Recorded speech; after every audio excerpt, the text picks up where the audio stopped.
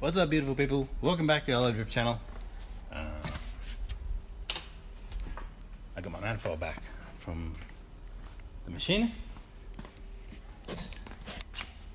Machined it for me. Worked sweet. My little jigger. So it's basically taken a mill off the whole surface of the flange. So literally just picked it up just now. Pretty excited. Yeah. He made these nuts and then put a bolt through the bottom under there, Allen key bolt underneath. So the Allen key bolts under there, just to sort of increase the surface area, the clamping surface area and the hole there, to prevent any vibrations. But it worked really well. Did it really quickly.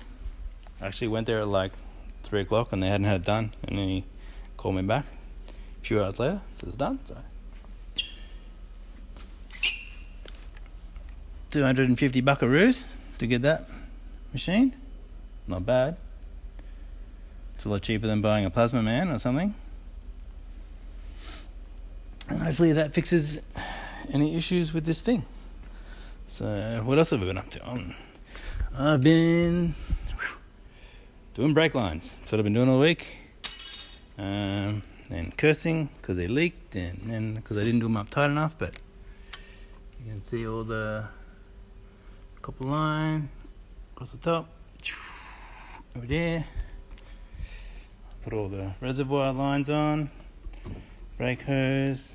Had to go into like 4 different places to try and get some 8mm. Couldn't find any. So I've done the copper line from in here up through there, and there's underneath. I put it underneath the actual brake booster, which is a very annoying place because it actually leaked. And then when I wanted to get it out, I had to take the brake booster out to get to it, to tighten it. That was irritating. But yeah. This line is the line that goes to the back of the car, so it goes just down. I put a joiner in here to make it easier to get all the pieces in. There's another joiner over here, and the line comes up through there. And I've got some silicon coated fiberglass heat sheath stuff on the line down there, speed flow something.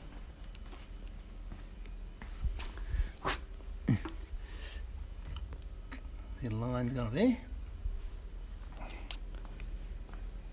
Don't ask why copper looking, because I don't know, thought it looked cool, didn't realise I'm not building hot rods. But anyways, pretty sweet. It's a line coming from the front, going through a rubber grommet up there, along there, into the hydraulic handbrake slave. So it's an inline hydro, so I don't mind the feel of it pushes back. So when you pull the hydro, it pushes this in. It will basically push the brake pedal out towards your foot.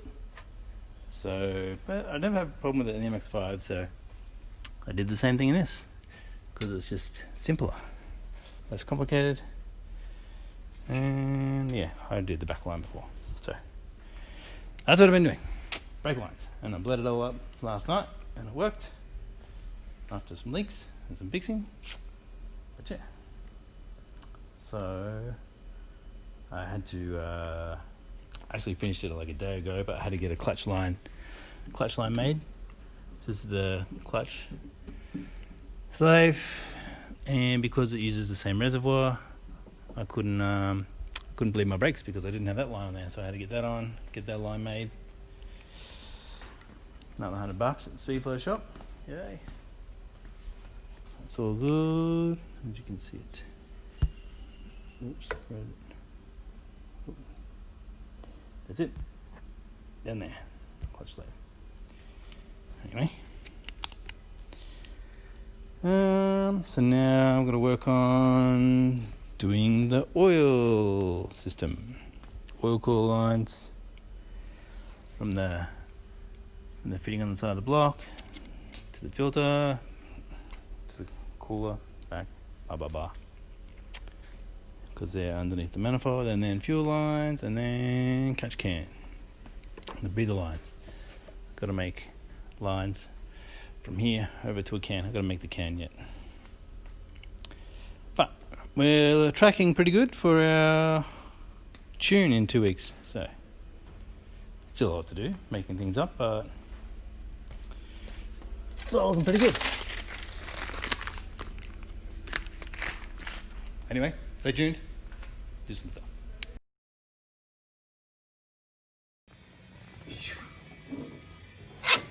Whoa.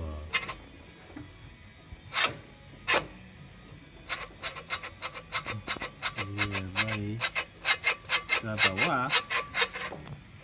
It's pretty cool.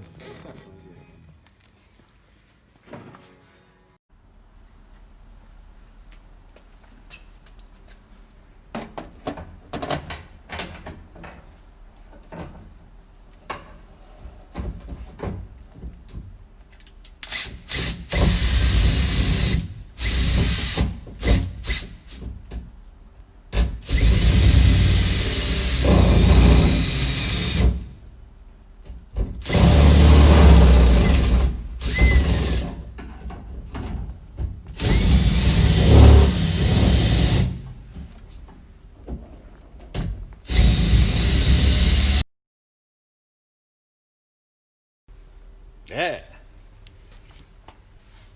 We are putting gates into our fuel tank. So in the bottom of the rx7 fuel tank is a plastic box kind of thing which the fuel pickup sits in, and it has one entrance.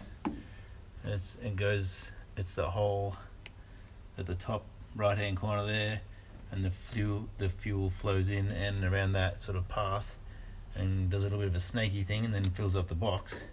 But obviously if the fuel flows over to that side of the tank and then has to come rushing back when you go around the corner in the other direction, the fuel has to come in through that little hole at the top there and flow around that S-bendy thing and then fill up this box. So by the time it does that, obviously your fuel pumps will run dry because you've been going around a big corner to the left, and it's drained it all, so the fuel can't get in there quick enough for it to get fuel back to the pump to pressurize the line again. So I'm going to basically put another hinge with a flap and pop rivet it to the side of the plastic box which I just made holes in. So it'll have like the fuel can't go out, but it can come in. Can't go out, can come in. Basically. Alrighty. So I cut a bit of metal and I welded it onto the hinge, and now I'm going to pop rivet it into place. I got made these little washers to go behind it because I didn't have any washers that had like a 4mm hole in them. So I just want to spread the surface area load on the back of the plastic where the rivet goes through, so those bits of plate metal are on the other side. And yeah, just going to rivet it up now. It's going to be unpleasant, and because I've got to get my hand in there with the rivet gun. I already cut my wrists up a bit, so I had to sand the edge of the hole because it was killing me. But anyway, let's do stuff. Much swearing to the hand.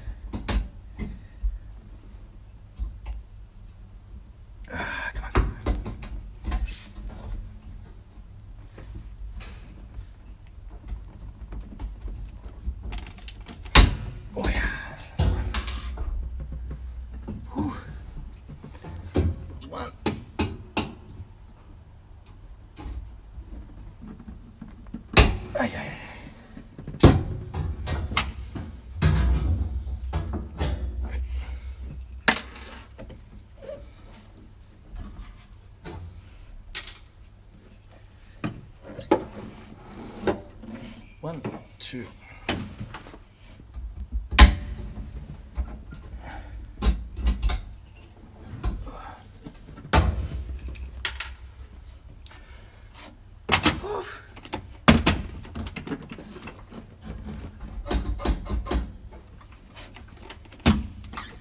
Works. Let's see if I can show you the thing. Oops.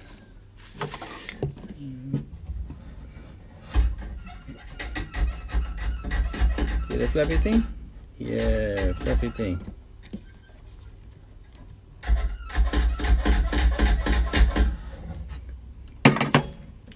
There you go.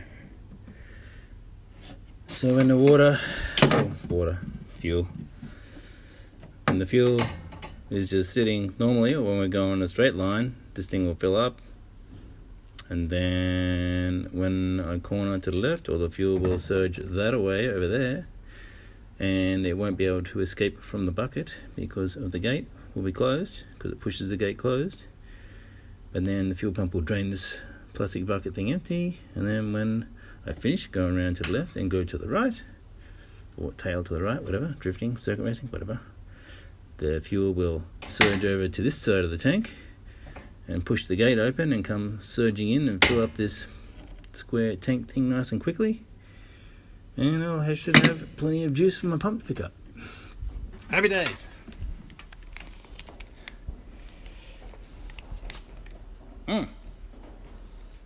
So anyway, otherwise I have to get a surge tank and mount it under the car, and I didn't want to do that right now. The rx7s are notorious for having fuel slop because they've only got the one big baffle in there.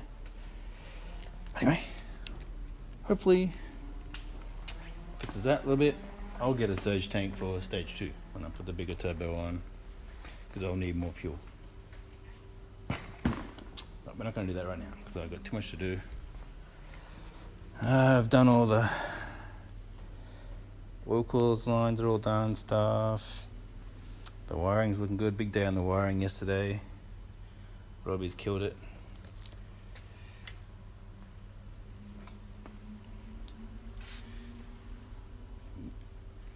Kaz, is it labelled? It's not. I haven't shrunk the heat shrink yet. Heat shrink. Because we want to check that it runs to make sure that we don't have to relocate any pins or wires or anything, but it's all looking pretty good. So it's basically wired. It's ready to run. I just got to do the fuel lines now, fuel pressure reg. So I've got to come off my filter down there on the side of the, can you see it in there, the blue thing on it? That's my fuel filter. Got to go from there up to this bad boy, and then through the rail. Actually, it goes through the rail, and then the reg comes after. Anyways, I've got to do the fuel lines. I've got to do the fuel lines at the back as well, so I'm not finished sticking my hand in that hole, unfortunately. And plenum's on. I got the plenum machined. It's all sweet, nice and flat. Cleaned it out, blew it out with the air compressor, and degreased it, and did all that jazz. So that's sweet. So things I've got to make: catch can, power steering reservoir, and a gate pipe. That's all I've got to fabricate to be ready to go on the dyno. Basically, everything else is made up. All the radiator and intercooler and stuff's all ready to go. So I need to grab a couple more fittings to do the front oil drain as well. So I've got to go to the speed flow shop again. Some stuff. But yeah. Alright. Stay tuned. More next time. Bye.